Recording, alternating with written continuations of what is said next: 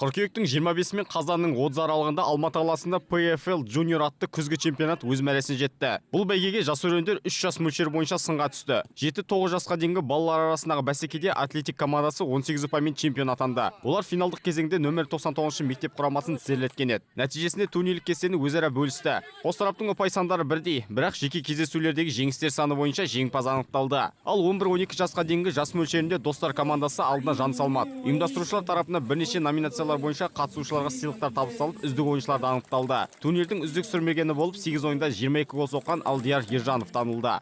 Бүгін біз жарыста 2003-2004 жылғылар арасында Елемай командасын 3-0 ұттық және Фабрика командасын ұттық. Біз бүгін үйімізге ұпай алып келдік.